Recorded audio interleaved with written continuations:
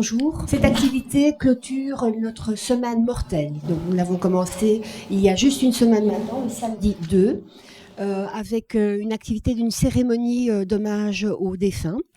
Ça a été poursuivi par un mortel café, par des contes et par une conférence, et aujourd'hui un apéro littéraire. Donc voilà, je vous remercie tous et toutes de votre présence maintenant. Merci. Merci d'être là en nombre. Alors, Emmanuelle Pirotte, que nous avons le plaisir d'accueillir aujourd'hui, est historienne de l'art. Elle a suivi, d'après ce que dit le site Objectif Plume, une carrière académique avant de se tourner vers l'écriture et en particulier l'écriture cinématographique. Elle est l'auteure de plusieurs romans depuis déjà un certain nombre d'années, dont certains ont été couronnés de prix. Et je ne sais pas où elle en est maintenant dans ses futurs projets, mais elle nous en parlera sans doute tout à l'heure. Et donc on la rencontre aujourd'hui pour son roman Flamboyant crépuscule d'une vieille conformiste. Est-ce que vous pouvez présenter brièvement votre roman ? Alors, Flamboyant crépuscule d'une vieille conformiste, ce sont les 3 derniers jours d'une vieille dame qui sait qu'elle est atteinte d'Alzheimer. C'est une vieille dame qui vit dans le Brabant wallon, dans une villa à Rixensart, qui a une vie bourgeoise assez ordinaire, je vais dire, et qui à la veille de la fin, puisqu'elle a décidé qu'elle ne voulait pas que la maladie ait raison d'elle, elle préfère poser cet acte libre qui est d'avoir raison de la maladie avant que ce soit le contraire. Et donc, elle fait le bilan de sa vie, voilà, tout simplement. Et on passe avec elle 3 jours, à la fois tout à fait banal et tout à fait extraordinaire, puisque elle va véritablement faire son portrait pour le lecteur, avec toute la sincérité, toute la férocité, toute la lucidité dont elle est capable, et j'espère aussi l'humour, parce que c'est quelque chose qui accompagne cette femme tout au long de ses moments. Elle a un regard sur elle-même, sur le monde, sur sa propre vie, sur ses choix, qui est jamais dénué d'ironie et qui la sauve de beaucoup de choses. Je pense que c'est ce que je pourrais dire pour résumer. A priori, vos différents romans traitent des sujets extrêmement différents, voire des genres. Les reines, Lou et les hommes, ce n'est pas la même chose que celui-ci ou que Today We Live. Ce n'est pas fréquent chez un auteur. Qu'est-ce qui vous donne envie comme ça de changer de genre, Alors, quelle est la raison de ça ? C'est un mystère. Je ne pourrais pas vous répondre. Il se fait que quand j'ai commencé à écrire, donc j'ai publié mon premier roman en 2015, Today We Live, ça se passe pendant la Seconde Guerre mondiale. Et c'est vrai que depuis lors, chaque livre explore des époques et des temporalités, des espaces et des sujets des thématiques très différentes. Je ne sais pas, moi je suis portée par le romanesque avant tout. Enfin, c'est vraiment ce que j'écris, je défends assez furieusement d'ailleurs l'idée que le romanesque en littérature malheureusement perd un peu de terrain. Moi, c'est ce qui me plaît en tant que lectrice, c'est ce qui m'a toujours énormément passionnée. Et donc, quand je me suis mise à écrire, c'est tout naturellement que j'ai embrassé des réalités très différentes, à la fois très différentes de la mienne et très différentes entre elles. Je crois que c'est juste ce qui me fait vibrer, ce qui me fait rêver, ce qui me porte. Pour vous dire pourquoi, je ne sais pas trop. Voilà, on est dans un monde où l'écrivain, en tout cas en littérature française, l'auteur est très souvent amené à se raconter lui-même. L'autobiographie, l'autofiction, voilà, ce sont des formes qui ont la cote, on va dire pour le moment. Moi, je n'ai pas spécialement. Peut-être qu'un jour j'irai vers ça. Pour le moment, en tout cas, je me raconte à travers des personnages qui ne sont pas moi. C'est un bonheur. Et spécialement pour celui-ci. Qu'est-ce qui peut-être vous allez me dire, vous ne savez pas bien non plus, qu'est-ce qui vous a envie de traiter de ce thème quand même de la vieillesse et de... Mais là, c'était quand même... là, je peux mettre des mots sur la genèse du roman. Oui. C'était vraiment un moment très particulier. C'était la fin du Covid et la fin des restrictions qui arrivaient tout doucement. Et moi, je sortais de cette époque très compliquée. J'étais un peu KO debout. Il y avait comme ça des accélérations sociétales tellement puissantes pendant ces confinements et pendant cette histoire de Covid. La société a vraiment montré que toutes les directions vers lesquelles elle allait devenaient tout d'un coup s'accéléraient à cause du Covid. Alors tout d'un coup, on s'est retrouvé quand même face à un monde très cadenassé, où la liberté d'expression était menacée, où il y avait une sorte de doxa qui régnait, dès qu'on s'en écartait, ça n'allait plus. Enfin, toute une série de progrès que moi j'avais vu évoluer depuis mon enfance et qui tout d'un coup semblaient confisqués. On est entré dans une panique absolue, dans une espèce de prison. En fait, on a accepté qu'on nous construise une espèce de prison à la fois physique et intellectuelle, qui moi m'a fort dérangée. J'ai été absolument terrifiée par ça. Et je pense qu'au sortir de ces 2 ans pendant lesquels j'ai écrit Les Reines, justement, qui était un roman d'anticipation qui nous projetait très très loin de notre monde, ce qui m'a permis de me sauver pendant tout un temps. Et puis quand je suis revenue dans mon présent, je me suis dit, mais j'avais besoin d'exprimer quelque chose qui serait en rapport avec ce que je venais de vivre.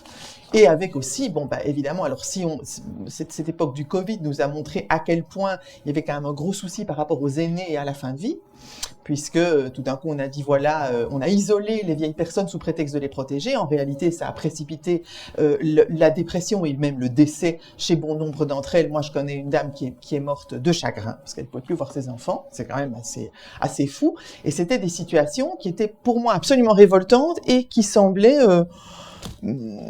être accepté d'une manière que je trouvais très il y a une sorte d'esprit grégaire qui est revenu là par rapport à des sujets délicats et qui moi m'ont énormément choquée. Et donc qui mieux qu'une personne âgée pour incarner toutes ces questions qui me hantaient, qui m'avaient véritablement un peu traumatisée pendant les 2 dernières années. Je trouvais que Dominique est arrivée assez naturellement. Cette femme est arrivée avec ses 80 ans, son regard acéré sur les choses et son langage parfaitement transparent, limpide, sans tabou, sans langue de bois, qui me permettait d'aller à la rencontre de toutes ces thématiques qu'elle incarnait en plus, en ayant l'âge qu'elle avait avec la maladie qu'on lui avait diagnostiquée, eh bien, elle répondait assez bien à un idéal de personnage à l'époque. Quand j'ai commencé, je me suis dit, c'est Tati Daniel. Elle dit à un moment d'ailleurs, je suis méchante par nature. Vous pouvez un peu parler de ce caractère de Dominique Biron ? Oui, alors c'est vrai que elle est apparue immédiatement avec toutes ses qualités et ses défauts, Dominique. Parfois, quand vous créez des personnages, souvent vous les habillez au fur et à mesure. Ils sont pas là immédiatement formés, parfaitement accomplis. Et elle, bien. C'était très étonnant. Et il s'est révélé qu'elle était, très vite, elle s'est exprimée comme une vieille dame, un peu vacharde. Qui fait qu'effectivement, on la compare parfois à Tati Daniel, ce qui est,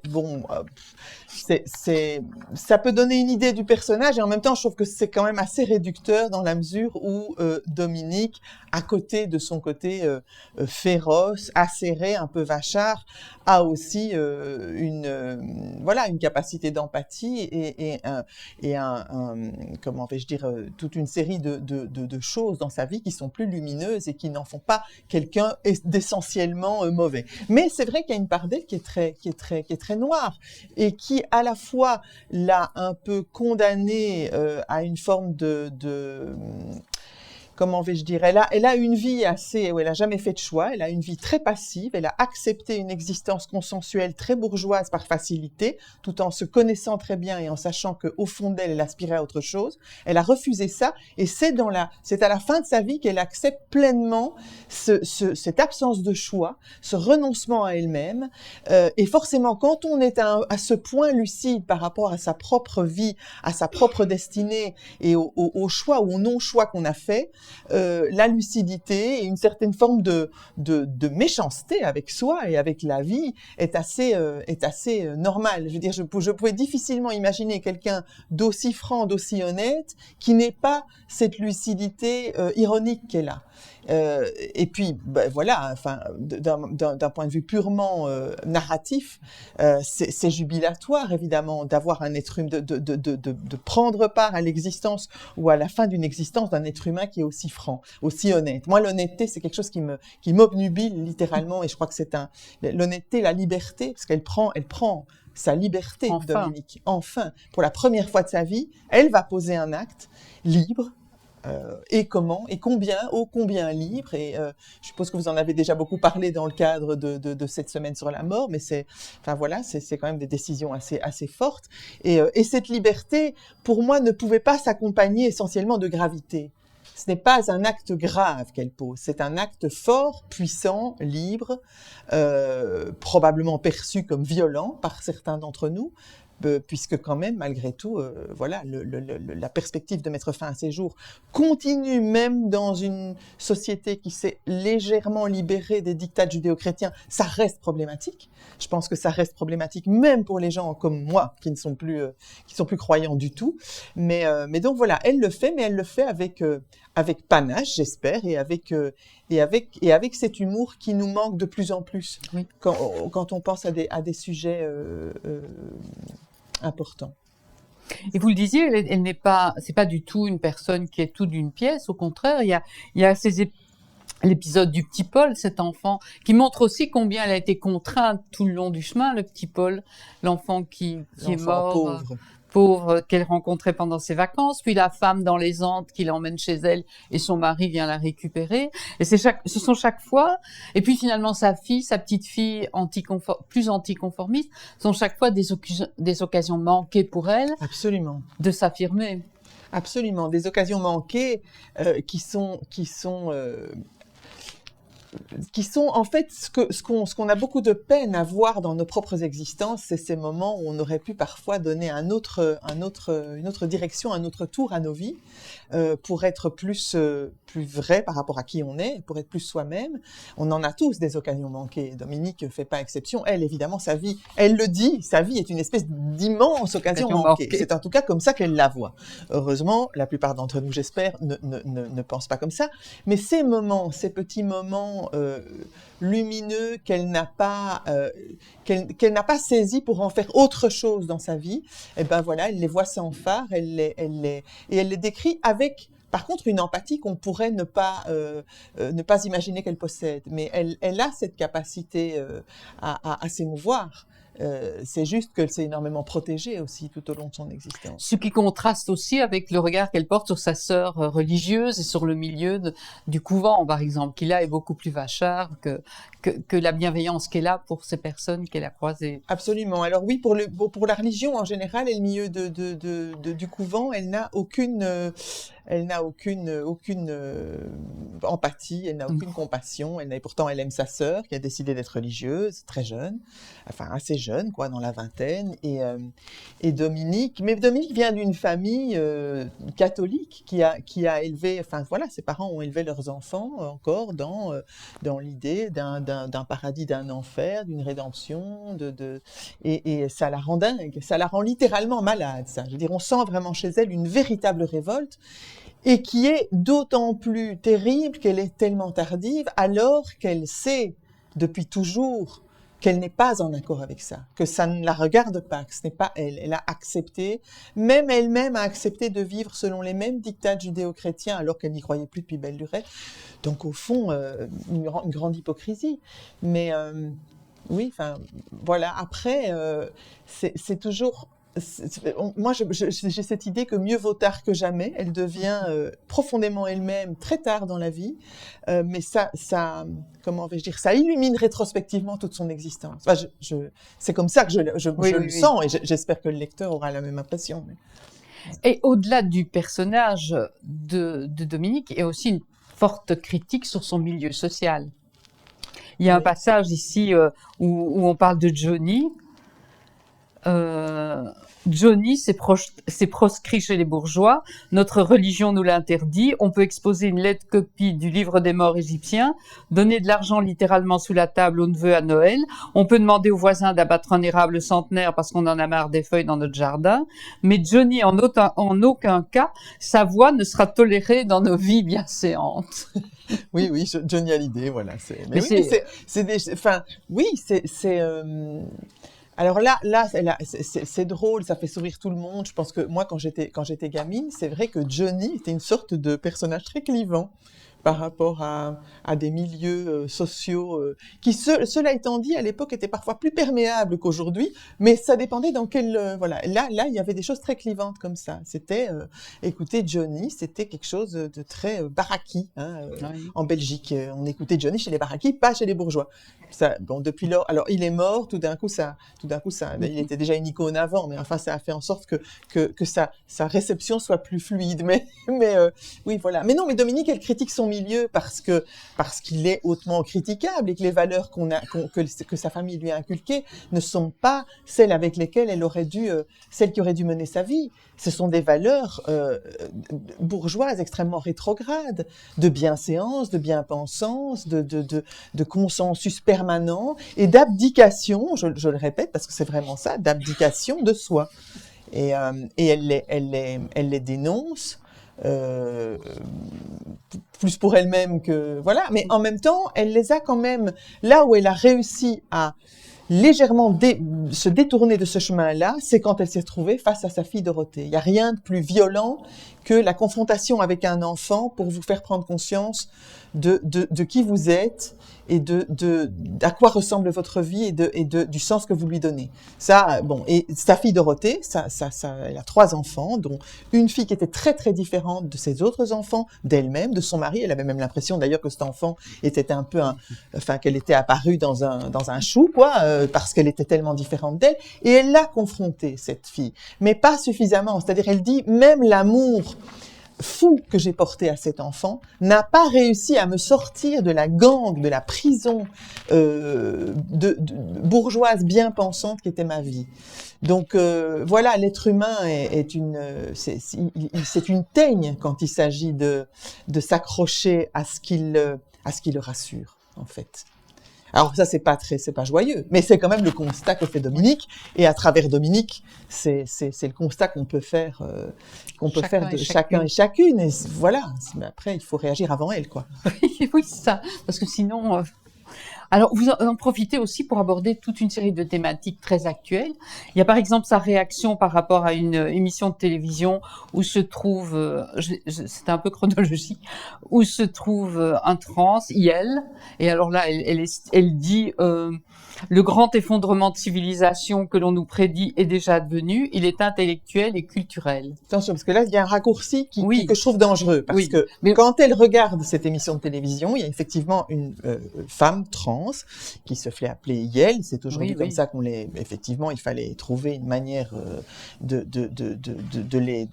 les appeler. Ce qu'elle trouve désespérant, c'est pas du tout que cette femme soit trans, c'est qu'elle a le sentiment que dans cette émission de télé-réalité racoleuse, d'ailleurs, elle est décrite quand même comme, qui est quand même fort racoleuse, où on demande du spectateur une espèce de voyeurisme, que cette femme qui est là sur la sellette interrogée par le présentateur a l'air malheureuse, qu'elle est toujours occupée à se chercher. C'est du moins l'impression que Dominique a.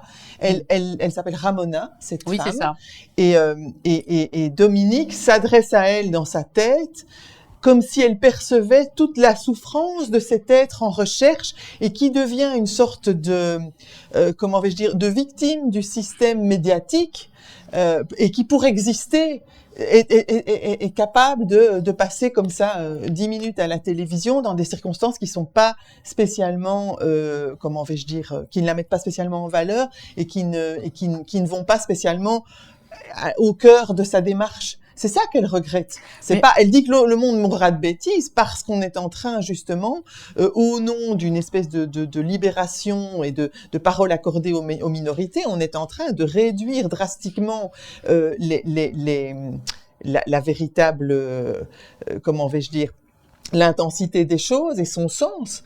C'est pas, elle dit pas que le monde mourra de bêtises parce qu'il y a des trans. Oui, mais après, il y a quand même aussi la manifestation de MeToo. Alors voilà, il y a MeToo. Avec le brasier où on brûle un homme. Absolument, c'est ça la bêtise. C'est-à-dire que quand on ça. finit par brûler toutes les œuvres de Shakespeare pour essayer et Dieu sait que je suis féministe, mais enfin là, il y a quand même des moments où je ne suis plus en accord avec le néo-féminisme radical tel qu'il est pratiqué aujourd'hui. Quand tout d'un coup, ça devient un appel à la haine et une destruction du passé sous prétexte d'exprimer une parole ou de se libérer de quelque chose, non, ça redevient une prison. C'est ça qu'elle dit. Et là, la bêtise, malheureusement, vient finalement empêcher la libération véritable de la parole et l'évolution des mentalités. On ne peut pas lutter contre la discrimination en discriminant. Exactement. Mais d'ailleurs, pardon, ça fait écho à ce que vous disiez tout à l'heure. Vous disiez que vous aimiez vous situer dans des époques, des personnages différents. Aujourd'hui, ça devient quasi interdit dans certaines. Absolument. Et justement, aujourd'hui, effectivement, on ne m'attaque pas encore parce que je parle à la première personne au nom d'une femme de 80 ans, mais à mon avis, ça ne tardera pas. Si j'avais, par exemple, décidé que mon personnage, au lieu d'être Dominique Biron, vieille bourgeoise belge de 80 ans de Rixensart, si j'avais décidé que c'était une trans de 30 ans, on m'aurait dit vous n'avez pas le droit. Ça ne serait pas passé. Je crois que mon éditeur, j'ai encore l'espoir que mon éditeur est assez courageux pour avoir publié le livre, mais ça serait mal passé, vous ne pouvez plus. Déjà, le simple fait en littérature et depuis plusieurs années, bien avant que ce wokisme un peu anglo-saxon, un peu rabique vienne faire son entrée en Europe, il y avait un problème en littérature, on ne pouvait plus parler de tout, il fallait qu'on ait un lien même lointain avec les propos qu'on tenait, les personnages qu'on incarnait, etc. C'est déjà problématique. Alors ça l'est beaucoup moins chez nous qu'aux États-Unis ou en Angleterre, où ils ont vraiment dans les maisons d'édition des lecteurs, on appelle ça des sensitivity readers, qui vraiment censurent. C'est une réelle censure, hein, et qui dit non, ça vous pouvez pas faire, ça vous pouvez pas dire. Ça, voilà. Chez nous, ça commence à arriver dans les maisons d'édition. Oui. C'est pas très bien vu, il y en a. Je sais qu'il y en a, mais on ne sait jamais lesquels. Alors on vous dit, vous savez, il y a des sensitivity readers chez certains grands éditeurs, mais vous ne savez pas chez qui. Je ne sais pas chez qui, mais je sais que ça existe puisque voilà, ça circule. Et donc voilà, un jour, vous ne pourrez plus parler vous ne pourrez plus avoir un personnage cul-de-jatte sous prétexte que vous avez vos deux jambes et que vous ne savez absolument pas ce que c'est que de ressentir la perte d'un membre. Donc ça devient délirant. Et puis ce sera quoi? Ce sera parce que vous êtes chauve ou parce que vous n'êtes pas chauve que vous parlez des chauves ou parce que vous n'êtes pas, je ne sais pas moi, de Bruxelles et vous êtes plutôt de Charleroi, donc vous ne connaissez pas Bruxelles. Ça devient, là on entre dans une aberration et c'est quand même une forme de totalitarisme moral qui évidemment, quand j'en parle comme ça, on voit jusqu'à quel degré d'absurdie on peut arriver avec ça. Mais c'est terrible. Et donc, c'est sûr qu'en tant qu'auteur, aujourd'hui, et depuis le début de ma carrière, écrire sur des régions très différentes du monde, des époques et des personnages très différents, c'est un peu suspect. C'est un peu suspect, on m'en parle toujours comme si c'était pas tout à fait naturel. Alors que, depuis des siècles et voire des millénaires, le roman, l'art du roman, c'est précisément d'endosser d'autres identités, d'autres espaces-temps. C'est même, je pense, la mission sacrée de l'auteur, du romancier. Après, ceux qui ne veulent parler que d'eux, c'est très bien, mais enfin, il y a quand même tout un pan de notre littérature mondiale qui raconte des fictions. C'est d'ailleurs ce qui nous constitue en tant qu'espèce. Enfin, je veux dire, il y a de plus en plus de narratrices. Bien sûr, de scientifiques même qui défendent cette idée qui est tout à fait juste, qui est que Sapiens se définit, pense le monde, pense la mort, tous les grands thèmes qui le hantent et qui seront à mon avis mystérieux jusqu'au bout, mais il essaye de les penser grâce à la fiction. Donc là aujourd'hui on est en train de remettre en cause le principe même qui nous constitue en tant qu'espèce. Donc c'est complètement fou. Mais voilà, alors, après tout ça se mélange bien entendu. Il y a déjà le fait que en littérature, c'était suspect d'écrire de la fiction, en fait, en gros. Mais aujourd'hui, avec les progrès du wokisme, tout ça se télescope et puis je pense qu'à un moment donné, oui, on va être totalement muselé. Si on n'y prend pas garde, ce sera le cas. Antoine Wouters n'a pas pu traduire le roman d'Antoine Wouters, Ce qui se passe en Syrie, oui. n'a pas pu être traduit en anglais. Pour quelle raison? Il n'est pas syrien, il n'est pas un vieux Syrien. Ah oui, voilà, d'accord. Ouais, on y est. C'est pas On vrai. y est. Vous venez de me l'apprendre. En Angleterre et aux États-Unis, hein, Je pas n'étais chez nous. pas du tout au courant de ça. J'avais vu passer Ça l'information. vient de se passer? Non, il y a déjà un certain temps. Bon, ok. Alors, si Antoine Waters ne peut pas être traduit pour ça, alors je peux pas imaginer ce qui m'en coûterait moi Aux si États-Unis. j'avais éventuellement un éditeur anglophone intéressé par un de mes livres.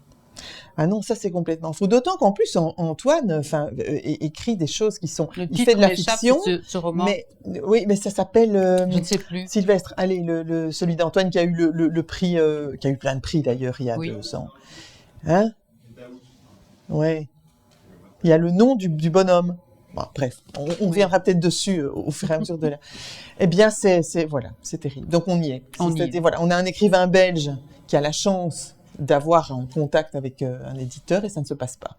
Voilà. Donc, je sais pas. Moi, ça fait des années que je crie attention, il faut qu'on se manifeste, les éditeurs, les lecteurs, parce que vous êtes lecteurs, vous faites aussi partie du. Enfin, sans vous, il y a plus de littérature en gros. Hein, si vous n'êtes plus là, plus personne ne publie ni de livres. Alors, on va peut-être continuer à les écrire, mais avec des fameuses dépressions, parce que ça restera dans les tiroirs et personne ne les lira.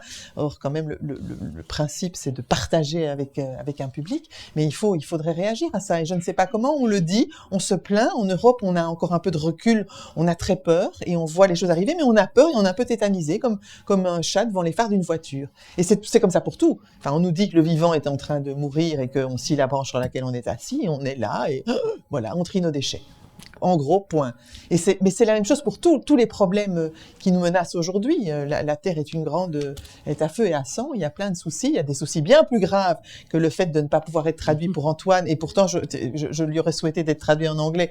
Mais il y a des problèmes plus graves. Et en même temps, ça participe, je crois, d'un même rapport au monde et qui, je pense, est ultimement totalement soumis au diktat des réseaux sociaux. Oui. Voilà. S'il faut trouver, alors je dis pas que c'est le coupable, il y a qui nous sommes, nous les humains, et puis bon voilà, nous avons mis au point les outils pour nous contrôler, hein, en fait, voilà.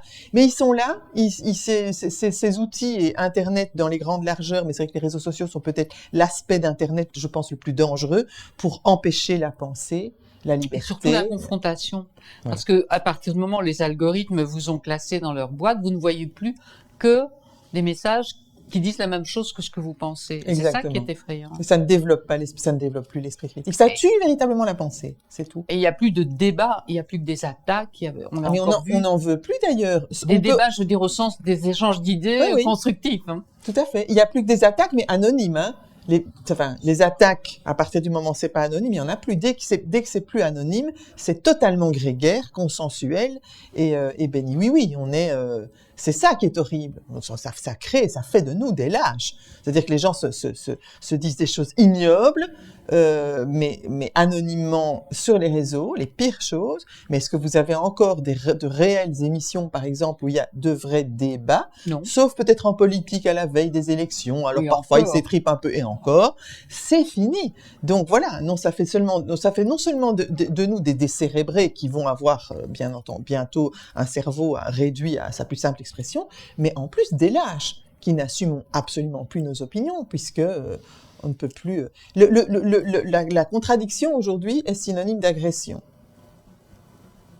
Voilà. Donc oui, bon ce n'est pas gai tout ça. Mais enfin. Revenons donc à Dominique Véron. Voilà, parce qu'elle est plus gaie.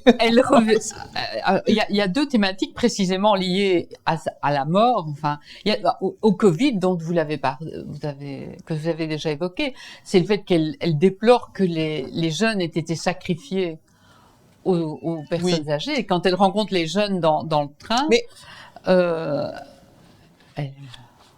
Ah oui, la scène du train, elle les défend. La scène du train. Ouais. Mais elle déplore que les jeunes aient été sacrifiés, mais au-delà de ça, elle déplore la grande hypocrisie que ce discours sur « restez chez vous les jeunes pour vos vieux », c'est totalement hypocrite. Il y a personne qui a jamais eu grand-chose à faire des vieux. Dans nos sociétés, ça fait quand même belle lurette qu'on se tamponne complètement des vieux. Elle le dit comme ça, d'ailleurs. Et ça, c'est une réalité. C'est un peu... Voilà, je vois des... Oui, mais c'est vrai, hein. Pas vous, chacun d'entre vous, avec vos propres vieux, évidemment, c'est ce qu'elle dit. On aime bien nos vieux. Enfin, c'est pas toujours, mais souvent, on aime bien nos vieux. Mais les vieux, on ne veut pas les voir.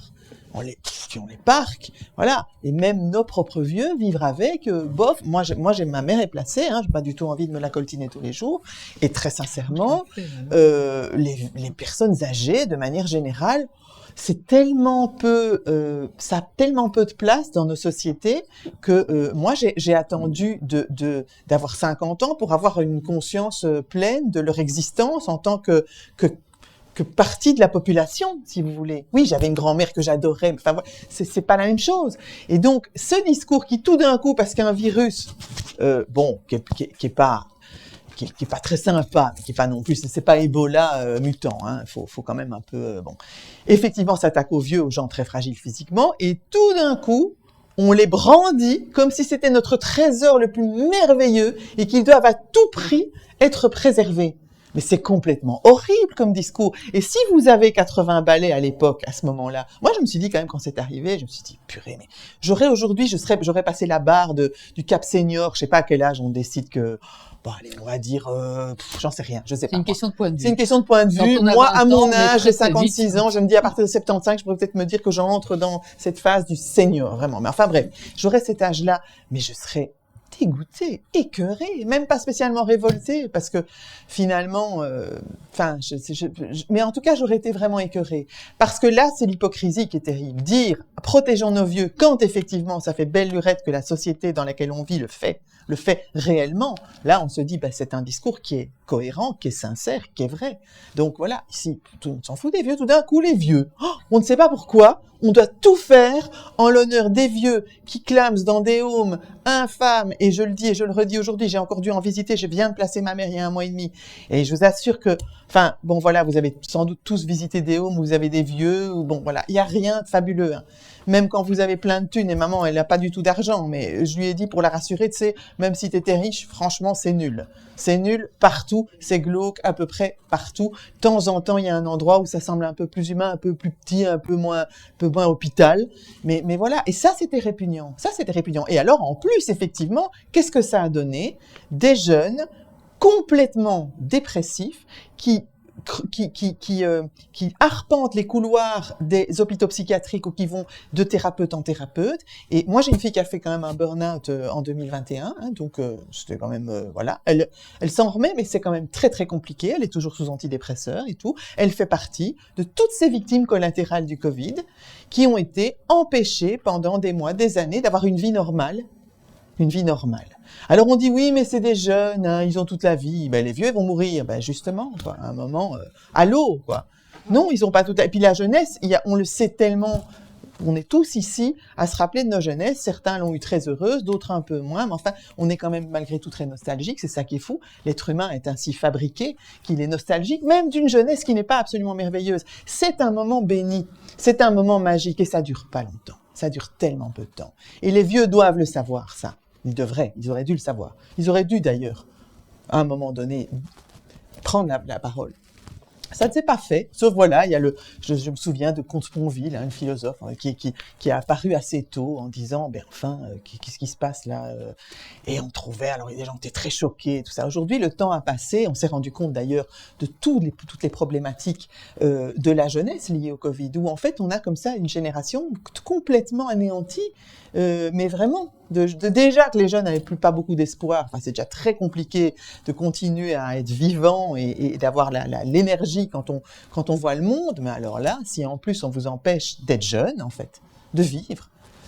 Donc voilà, c'est ça, moi c'est ce qui me rend malade chez nous, et c'est ce qui rend malade Dominique, au-delà même de cette problématique très ponctuelle liée au Covid et aux vieilles personnes, mais qui révèle plein de choses de qui nous sommes. Elle se bat.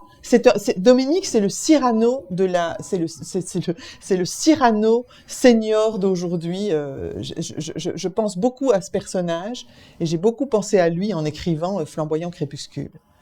Elle pourfend l'hypocrisie, le mensonge, voilà. Et puis, pour elle, on l'a déjà dit, la mort, c'est choisir sa mort est la seule liberté qui reste.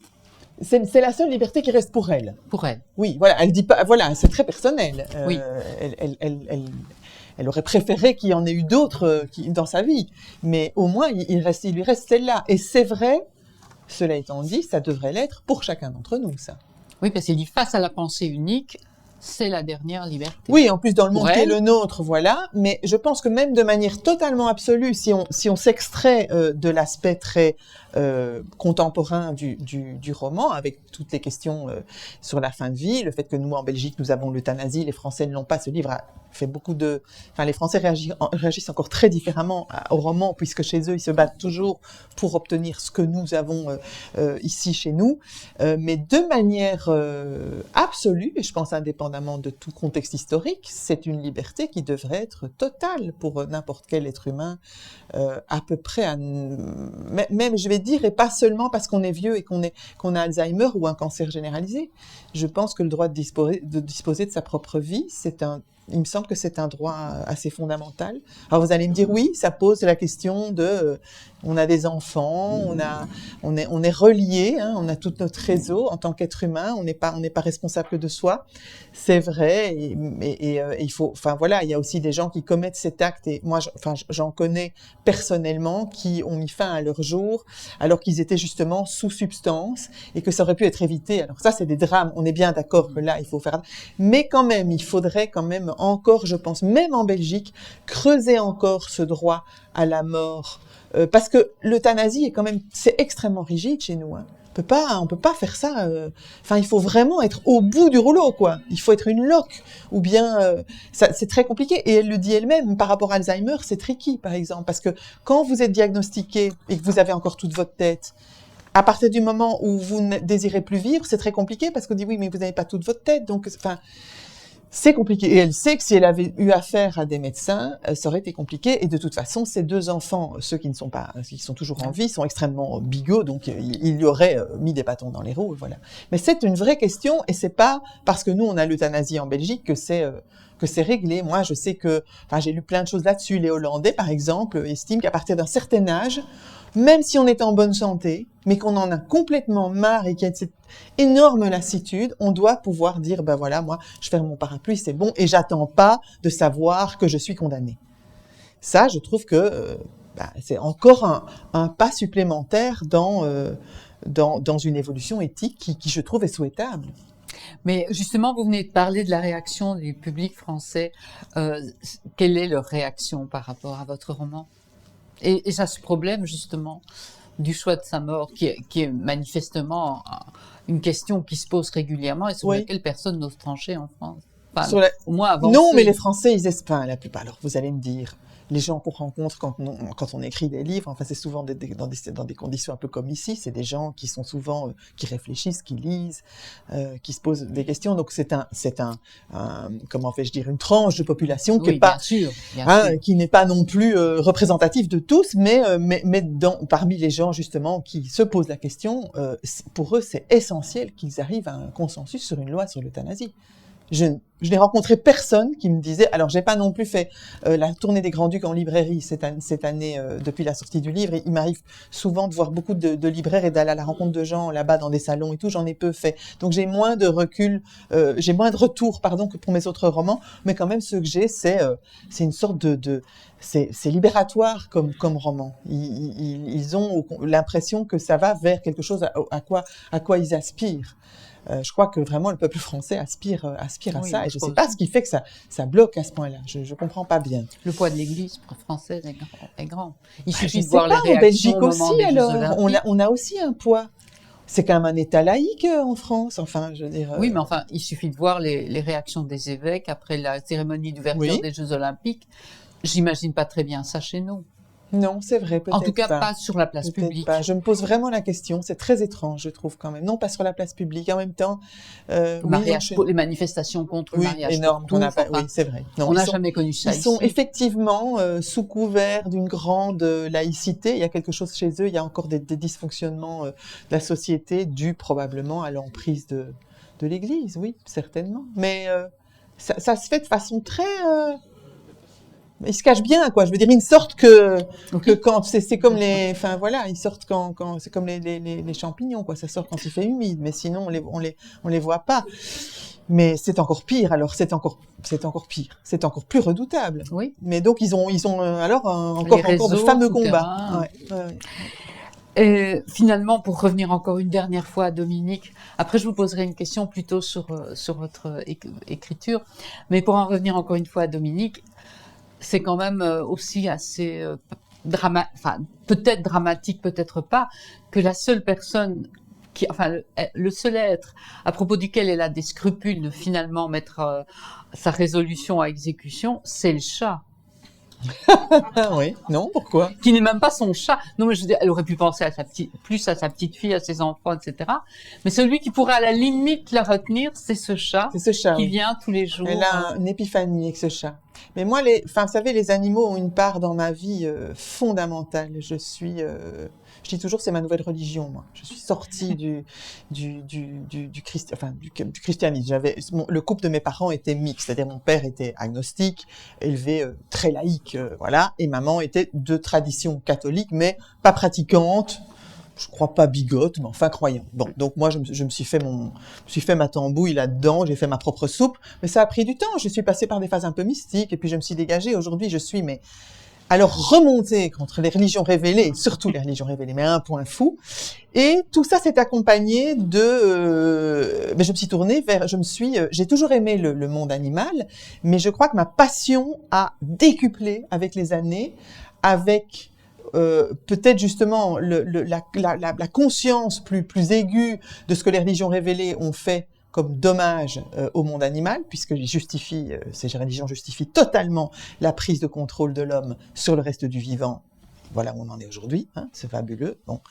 Donc, et puis, ben voilà, enfin, alors de manière plus prosaïque, enfin, la manière dont les animaux sont traités, enfin, c'est absolument fou. Je veux dire, je ne sais même pas comment. C'est d'une indignité absolue. Je pense que c'est une des plus grandes indignités humaines. Évidemment, il y a la manière dont nous traitons nos semblables, c'est pas terrible. Mais moi, je suis tout aussi révoltée par la manière dont nous traitons le vivant. Il y a encore quelque temps, c'était tabou de dire ça. Mais cette espèce de hiérarchie. Alors moi, j'en fais plus. Qu'est-ce que je suis? On dit, les spécistes, antispécistes, je suis quoi? Antispéciste, voilà. Je suis antispéciste, vraiment. Je le dis, je le revendique. Je voudrais être plus prosélyte. Mais ça s'est fait tardivement chez moi. Je suis passée d'un amour profond à une vraie croisade, si vous voulez. Et donc, les animaux dans ma vie, ben voilà, moi j'ai 2 chattes, j'aimerais en avoir plus, mais elles s'entendent déjà pas, donc voilà, mais on a toujours eu des animaux, mais enfin bon. Et elles sont vraiment je les observe vivre avec un émerveillement renouvelé. Chaque seconde qu'elles passent avec nous, elles sont très sauvages, donc elles sont pas souvent là. Et enfin, en tout cas, il y en a une des 2 qui vient rarement, mais quand elle est là, c'est une espèce de miracle dans les pièces qu'elle daigne embellir de sa présence. Et si on était plus attentif à ça, comme le sont les peuples traditionnels, comme l'étaient probablement les hommes préhistoriques et tous les peuples premiers aujourd'hui qui sont en train de disparaître, de s'éteindre, mais qui ont encore ce rapport au monde vivant qui n'est pas humain, les animaux, les arbres, les fleuves, enfin tout ce qui nous entoure et cet émerveillement que nous avons perdu, je pense, et que nous devons retrouver. Alors Dominique, elle n'a jamais eu d'animaux et elle dit au début, oui, Jean-Luc n'en voulait pas, son mari n'en voulait pas, et elle dit mais non, c'est pas ça. Je suis encore une fois totalement hypocrite. C'est moi qui n'en voulais pas. C'est moi qui ne voulais pas ramasser les poils et qui trouvait, parce qu'elle était maniaque, hein, comme voilà, on vit aussi dans des milieux tellement aseptisés. Et sa fille en voulait. Et Dorothée, d'ailleurs, sa fille aimée, adorait les bêtes. Elle a travaillé dans des refuges, etc. Et Dominique, eh bien, son épiphanie, ça s'accompagne aussi par ce moment très important, qui n'est pas du tout anecdotique. Certains pourraient dire oui, bon voilà, il y a ce chat dans sa vie. Non, ça va avec tout le reste. C'est-à-dire que tout d'un coup, elle le voit, ce chat. Elle le voit vraiment pour ce qu'il est, pour ce qu'il apporte dans son intérieur, pour ce qu'il lui donne à elle, ce chat inconnu qu'elle laisse entrer parce qu'il vient devant la fenêtre et qu'il a peut-être pas de maison. Et ça devient obsessionnel, l'idée que ce chat ne soit pas tout seul, que si elle meurt, et elle demande à son beau-fils de se charger du chat. Elle demande au mari de sa fille morte de se charger du chat. Et par rapport à sa petite fille, elle a moins de scrupules. Pourquoi? Mais parce que sa petite fille Victoire, qui est donc la fille de Dorothée qu'elle aimait tant, elle l'adore, cette gamine de 20 ans. Et elles se comprennent totalement, elles ont vécu des choses merveilleuses et elle sait que Victoire est probablement de toutes les personnes qu'elle connaît, celle qui la comprendra le mieux. Celle qui pourrait même lui dire, si elles en avaient parlé, mais elle lui a écrit, et voilà, qui pourrait même lui dire, mais vas-y seulement, fonce, c'est ça que tu veux. Tu m'as donné des choses, maintenant tu as ces trucs, t'en peux plus, pars. Et vas-y en paix. C'est probablement Victoire qui aurait été la plus capable de faire ça. Donc avec Victoire, elle n'a pas de... Elles se quitteront en paix. Je veux dire, la gamine elle sera malheureuse parce qu'elle aura perdu sa grand-mère.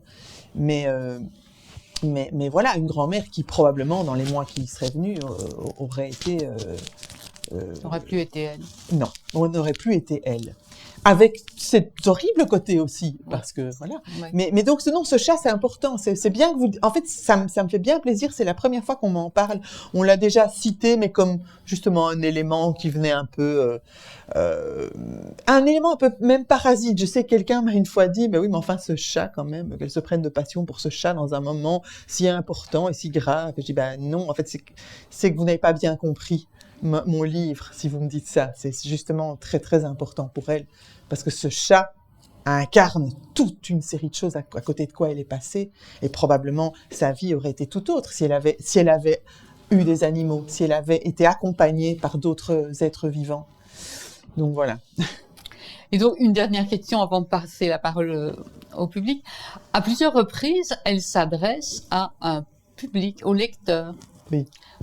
Et donc, je me suis dit, étant donné que vous écrivez aussi pour le cinéma, est-ce que vous n'avez pas eu envie d'en faire un monologue de théâtre ou On m'a souvent parlé de ça et ce serait exceptionnel que ce soit monté au théâtre. Parce que ça fait penser. Très bien. Ouais. 3 actes. Enfin, je veux dire, il y a même... lundi, mardi, mercredi. Il n'y a pas grand-chose à changer. Je trouve que ce serait vraiment... Oui, mais il faudrait peut-être que j'y pense sérieusement parce que vous n'êtes pas la première à m'en parler et je crois que le texte évoque tout de suite un spectacle vivant avec quelqu'un une femme qui s'adresse aux gens.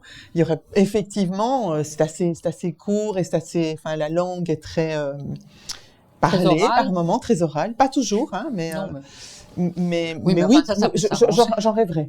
Mais je ne sais pas si je pourrais le faire s'il n'y avait pas un intérêt d'un comédien ou d'un metteur en scène ou je sais pas. Enfin, je sais pas, peut-être. Mon mari a écrit sa première pièce qui va être jouée à Namur bientôt.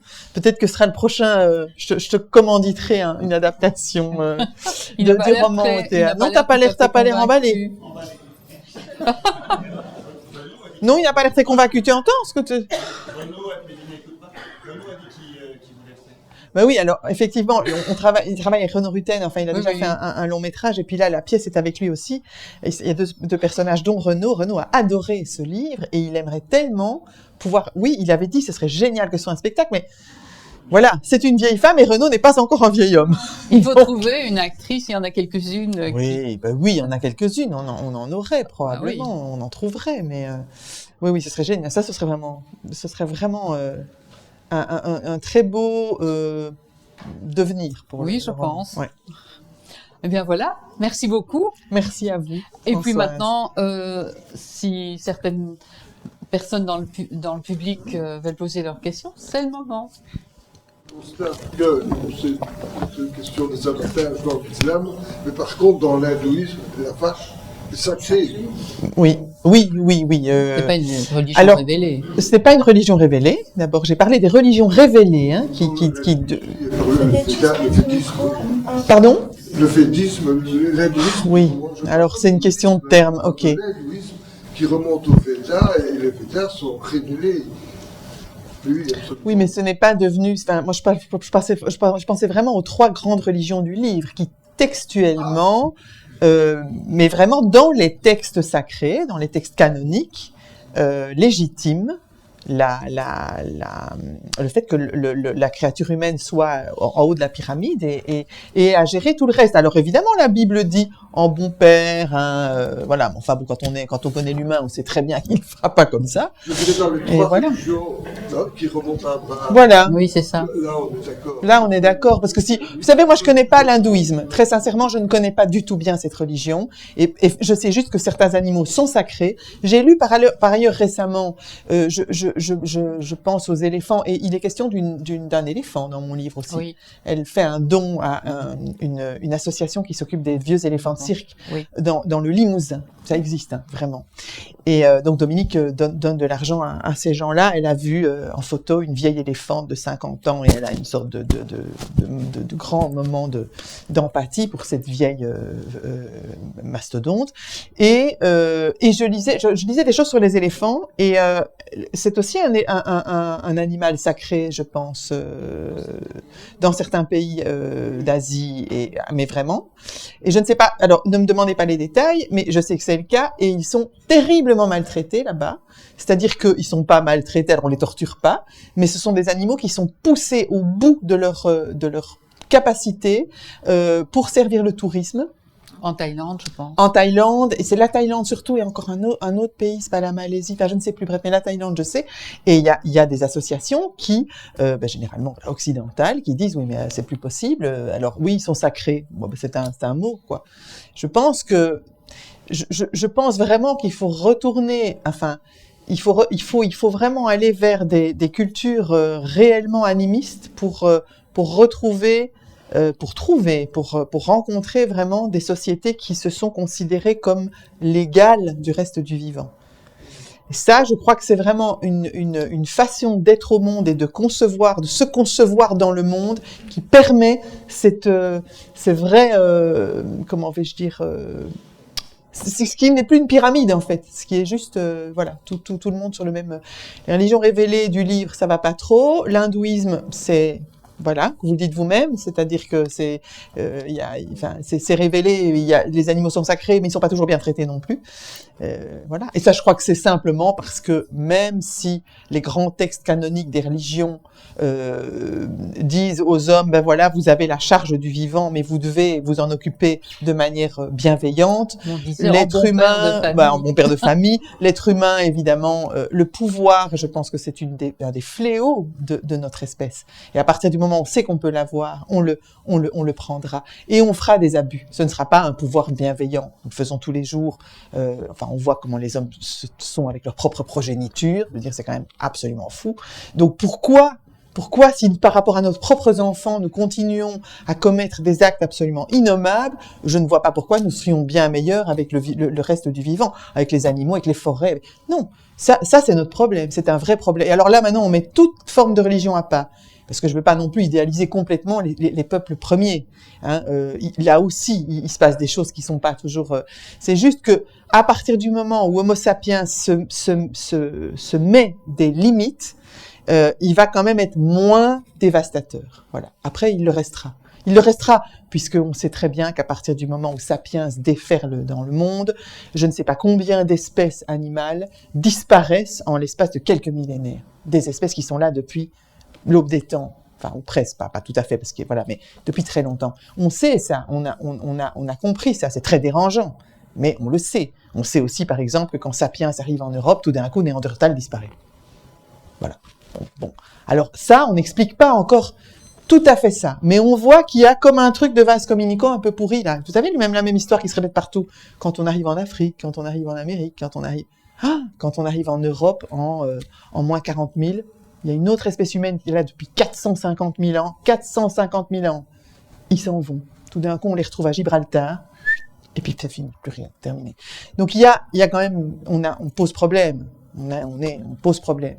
Alors, moi, je vous dis ça. Et en même temps, je suis, comment vais-je dire, la première à m'émerveiller des réalisations humaines aussi, si vous voulez.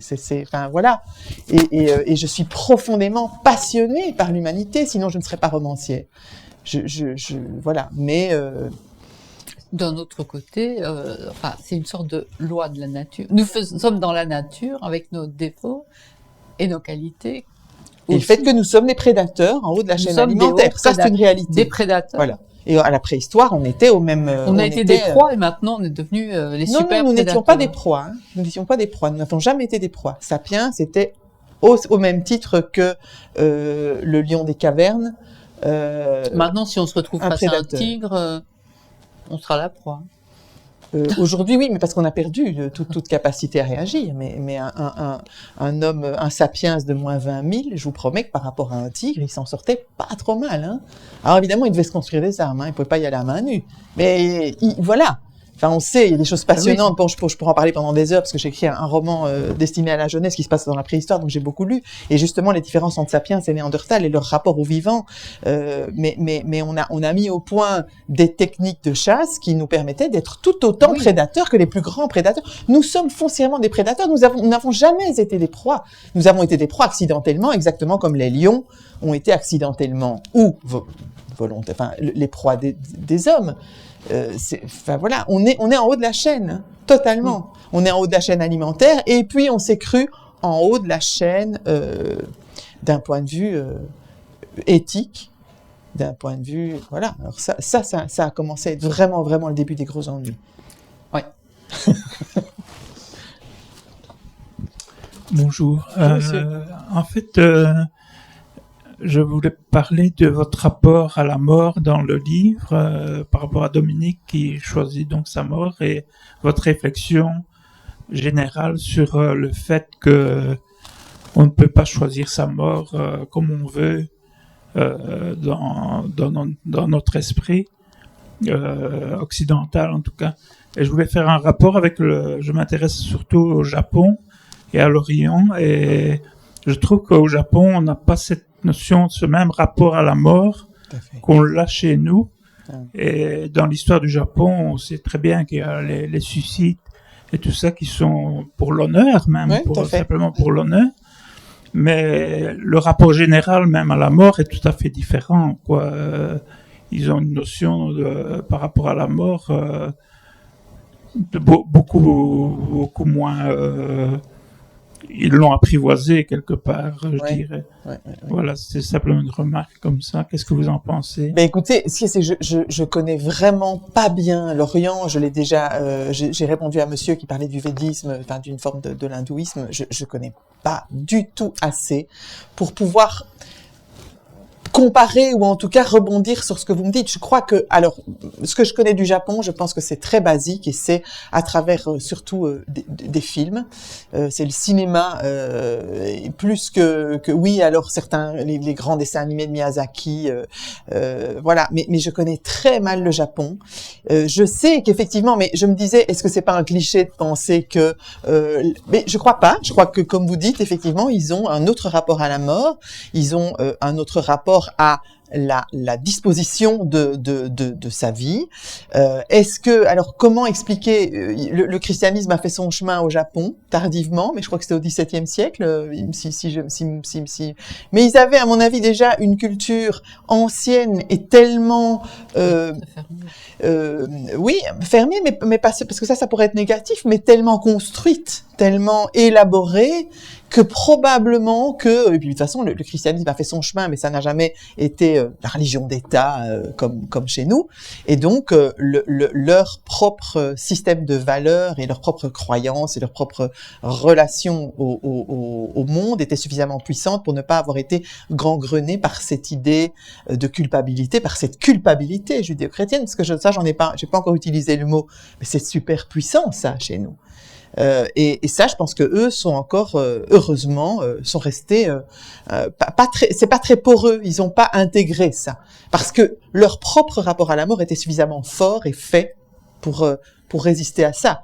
Après, c'est vrai que alors c'est peut-être de nouveau des clichés qui me traversent, hein, mais enfin quand on sait que voilà, on peut se suicider au Japon pour respecter un code de l'honneur, pour des choses qui nous paraîtront à nous dérisoires et supprimer une vie. Mais en même temps, impossible c'est tellement, l'altérité est tellement grande par rapport à nous, en tout cas par rapport à moi, si vous voulez, que je ne peux pas me situer par rapport à ça. Je pense juste que je ne sais pas si c'est une liberté ou si c'est une autre prison qu'ils ont instaurée. Vous voyez ce que je veux dire? Je suis fascinée, ça me fait un peu peur, je ne connais pas bien, mais je me dis, ok, ils disposent de leur vie, c'est bien vu. La mort ne les terrorise pas de la même manière, elle terrorise tout le monde, mais enfin, ils ont réussi à amener ça différemment. C'est une forme de liberté, oui, mais en même temps, leur conception de l'honneur, de ce que c'est qu'être quelqu'un de digne, d'être apprécié, qui vit selon un système de valeurs, etc., est tellement cadenassée aussi. J'ai parfois l'impression qu'ils sont emprisonnés par autre chose, si vous voulez. Mais voilà, mais ça, je peux pas vous en dire beaucoup plus. C'est très intuitif chez moi, ça. C'est pas né d'une documentation, d'une réflexion, puisque je ne connais pas bien l'Orient. Mais ce serait intéressant En tout cas, je trouve qu'aujourd'hui, il faudrait pouvoir connaître mieux ce qui se passe ailleurs pour pouvoir nous-mêmes apprivoiser mieux les choses. Voilà. Je n'ai évidemment pas lu votre roman, mais ce que je voudrais savoir, c'est si ce roman est réellement la réflexion d'une personne âgée atteinte d'Alzheimer, ou bien si c'est la réflexion d'une personne d'une 50aine d'années qui voit de loin des cas de personnes Alzheimer et qui en déduit une certaine manière de penser. Mais vous avez vous-même répondu à votre propre question. J'ai envie de vous dire que je ne suis pas et je ne serai jamais qu'un jour lointain, et j'espère jamais atteindre d'Alzheimer, mais je suis bien forcée c'est forcément moi. Vous voyez ce que je veux dire? Je ne peux pas me défaire de qui je suis et je ne pourrai probablement jamais, malgré tous mes efforts d'imagination, être totalement cette personne. Donc, forcément, un romancier n'est jamais que lui-même au départ, même s'il essaye d'être le plus fidèle possible d'une réalité qui est celle d'une vieille femme de 80 ans qui a Alzheimer, mais qui est au début d'Alzheimer, entendons-nous bien, elle a encore tout à fait sa tête. Mais une autre manière de poser ma question, c'est: avez-vous connu beaucoup de cas de personnes touchées par Alzheimer? Je n'ai pas connu beaucoup de cas de personnes qui ont Alzheimer. J'ai des amis proches dont les parents ont été atteints d'Alzheimer, qui en ont beaucoup parlé, qui nous ont décrit, à mon mari et moi, des situations. J'ai lu beaucoup là-dessus, sur les progrès de la maladie, comment ça démarre, et puis pour certaines personnes c'est très rapide, pour d'autres moins. Qu'est-ce qui part en premier, c'est quoi les symptômes, enfin bon, voilà, parce que je voulais qu'elle soit crédible, et que dans ce début de maladie où elle a encore toute sa tête et sa mémoire, il y ait quand même des moments où on sente, mais bon, j'ai envie de vous inviter à lire le livre, parce que sinon, voilà, le livre répondra beaucoup mieux que tout ce que je peux faire maintenant à votre question. Je pense que c'est une question tout à fait légitime, mais là, c'est dans le vide, si vous voulez. J'ai envie de vous dire, lisez-le, et s'il vous semble à vous que ce n'est pas suffisamment proche de ce que vous connaissez d'Alzheimer, mais on a tous, vous savez, tous les gens qui ont un proche qui a eu Alzheimer, qui est mort d'Alzheimer, vous disent, on parle avec d'autres, pas certains vont à des cercles de parole, etc. Parfois c'est très très dur d'être aidant de gens comme ça, et un cas n'est pas l'autre. C'est chaque fois très différent. Il y a des gens qui deviennent extrêmement méchants, souvent. Il y a des gens qui ne sont jamais méchants. Nous, on a une très grande amie dont la maman est restée longtemps malade, et elle n'avait pas cet aspect hargneux. Bon, je vous conseille, si vous ne l'avez pas encore vu, de voir un chef-d'œuvre de cinéma, un film absolument remarquable, qui s'appelle The Father, le père, avec Anthony Hopkins. Si vous ne l'avez pas vu, c'est fabuleux. Le réalisateur est français, je crois. C'est génial, ça, parce que là, on suit vraiment l'évolution de la maladie chez cet homme qui, au début, ma foi, il parle encore à sa fille, il est encore là, et puis ça se délite, et puis ça s'effrite, et vous voyez l'effondrement, et c'est fait avec c'est grandiose, absolument génial. C'est le film que je ne voudrais jamais revoir. Pour vous donner une idée, je suis très bon public au cinéma. J'ai pas de problème avec la violence à partir du moment où elle est totalement légitimée par le propos. Mais là, j'ai dit à mon mari à la fin du film, j'étais tellement secouée, c'est tellement immersif, c'est tellement fou. J'ai dit, ce film est absolument génial, mais je ne le reverrai jamais. Ça a été une expérience pour moi hyper douloureuse, parce que je crois le réalisateur a réussi ce pari fou de, en plus, faire jouer Anthony Hopkins, qui a vraiment l'âge du personnage, qui heureusement, c'est du bois ça, voilà, j'espère qu'on va le garder longtemps, parce que je l'adore, mais qui a toute sa tête et qui joue cet homme qui devient fou, et qui devient malade, et c'est génial, mais c'est terriblement violent. Moi, avec ma Dominique, très humblement, je suis au début de sa maladie. Je n'avais d'ailleurs aucune envie de décrire quelqu'un qui est très malade et qui perd la boule, puisque j'aurais été dans l'incapacité d'en faire une femme qui regarde sa vie et qui parle d'elle et qui est lucide. Je ne voulais pas raconter l'histoire de quelqu'un qui débloque. Vous voyez ce que je veux dire? Et Alzheimer, c'est une maladie progressive. Au début, vous ne débloquez, c'est bien ça le drame. C'est au début, vous ne débloquez pas, mais vous savez que vous allez totalement débloquer. Et ça, je crois que cette souffrance-là et cette lucidité, cette certitude qu'elle a, j'espère que vous la sentez presque à chaque page. Mais voilà, après vous dire, je ne sais pas à moi, à vous dire j'ai réussi mon pari de mettre en scène quelqu'un qui est atteint d'Alzheimer, et vous allez lire, vous allez peut-être me dire, je connais quelqu'un et je retrouve des choses et ça me parle, ou bien vous allez peut-être dire, non, j'ai pas cette expérience-là, mais enfin, il faut... votre question, si vous voulez, elle rebondit sur ce qu'on a dit au tout début de la rencontre. Et je ne sais pas si, je pense que vous ne pensez peut-être pas ça en me la posant, mais il faut absolument être conscient et convaincu que le romancier a vocation à embrasser toutes les réalités, et que moi, du haut de mes 56 ans, et si j'en avais 25, peu importe, si je peux le faire, je peux le faire. Il y a des gens à 25 ans qui sont... J'aurais pas pu, moi, j'étais pas du tout douée pour ça à l'époque. Je suis une romancière du tard, et je pense que si j'avais écrit à 25 ans, ça aurait probablement pas été très bon. Mais il y a des génies à 25 ans qui sont tout à fait capables d'en avoir 80. Marguerite Yourcenar a écrit Les Mémoires d'Adrien. Elle avait 25 ans quand elle a commencé ce roman. Adrien en a 60, je crois, quand il meurt. Et elle était au chevet de cet empereur romain, quand même un empereur romain déjà.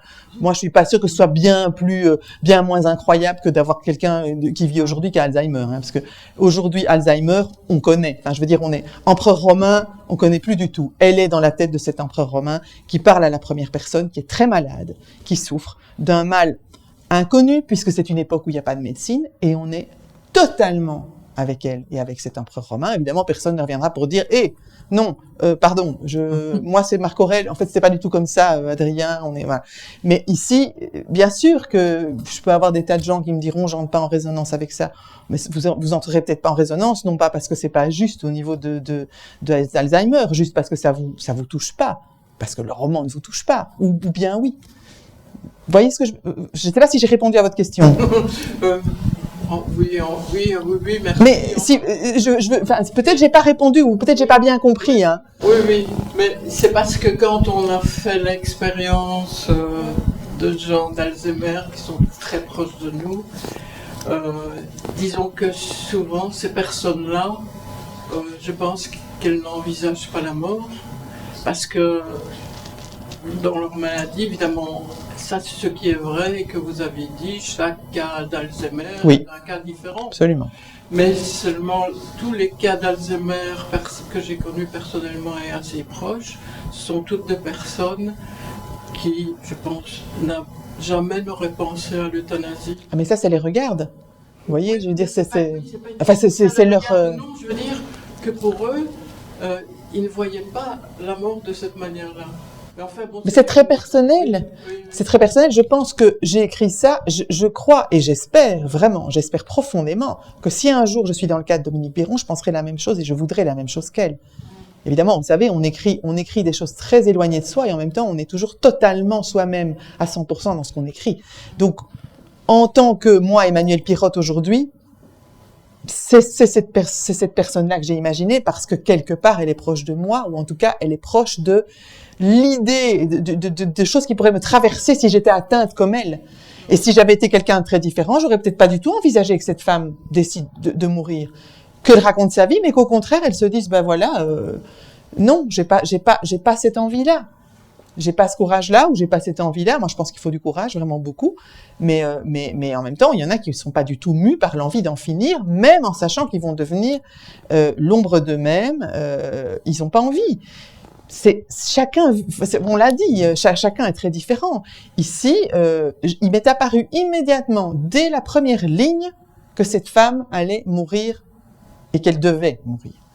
Que c'est le pacte qu'elle fait avec elle-même. Elle fait un pacte avec elle et avec le lecteur. Elle vous promet quelque chose au début. Et elle vous promet quelque chose, et tout son discours, puisqu'elle est tellement lucide avec elle-même et tellement honnête, c'est « je ne vous lâcherai pas. Vous êtes là avec moi, vous êtes toujours avec moi. » C'est pas facile parce qu'il y a vraiment des pages où effectivement, c'est un peu, elle est trash, mais elle vous lâchera pas et elle ne se lâchera pas. Et je pense que c'est un peu un idéal aussi. C'est quelqu'un qui va à la rencontre de son destin. C'est quelqu'un qui prend sa vie en main. Enfin, voilà. Moi, je suis hantée par ça. Ça, c'est un autre truc. C'est qu'à travers l'histoire d'une femme vieille qui a Alzheimer, je pouvais, moi, Emmanuelle Pirotte, développer aussi tout un pan de qualité humaine qui me fascine, qui, je trouve, élève un peu l'homme. Quand l'homme, tout d'un coup, décide d'être libre, et c'est pas tous les jours, hein, on n'est pas libre, les 3/4 du temps, on n'est pas libre. Tout le monde nous explique maintenant que les choix de mariage qu'on fait, de métier, etc., c'est notre milieu social, les écoles qu'on a faites, on le sait très bien, on n'est pas libre. Ceux qui pensent qu'ils sont totalement libres depuis, je sais pas moi, qu'ils ont 10 ans, mais c'est pas vrai, ça, on le sait maintenant. Mais on peut vivre avec ça très bien, on peut d'ailleurs même mieux vivre avec ça. Parce que quand on sait ça, on sait à quel point dévier de la route qui nous a été tracée un peu facilement par la vie, c'est compliqué. C'est compliqué. Poser un acte libre dans une existence humaine, c'est très dur. On en pose combien? Certains n'en posent jamais, Dominique, jusqu'à le dernier, mais ô combien... Pour moi, c'est une sorte de... Enfin, si on prend le langage judéo-chrétien, que je n'aime pas, mais enfin, ça peut marcher, c'est une sorte de rédemption totale. Elle se sauve totalement. Elle se sauve d'un point de vue purement personnel, hein, pas du tout religieux, évidemment, mais elle se sauve. Mais donc, la plupart d'entre nous n'en posent pas de ces actes-là. Et parfois, la vie vous met dans des circonstances tellement incroyables, notamment la maladie, et ça peut être la guerre. J'ai écrit des histoires qui se passent pendant la guerre où des gens, tout d'un coup, posent des actes libres alors que tout le monde flippe et que la plupart des gens préféreront se terrer et se faire oublier plutôt que de poser une action dangereuse qui pourrait, voilà.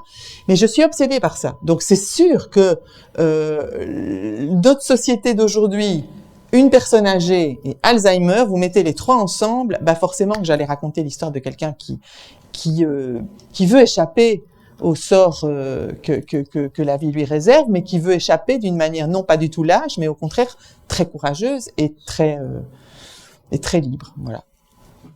Eh bien, merci beaucoup. Merci pour votre présence à nouveau. Je vous invite à nous retrouver autour d'un verre, à retrouver Madame Pirotte. Je suppose qu'elle acceptera éventuellement de dédicacer son grand livre. plaisir, évidemment. Et éventuellement d'autres questions qui vous viendraient comme ça, particuliers, les lui poser. Merci encore. Merci à vous. Merci beaucoup. Merci Françoise pour l'entretien qui était vraiment très, très riche et très agréable. Merci.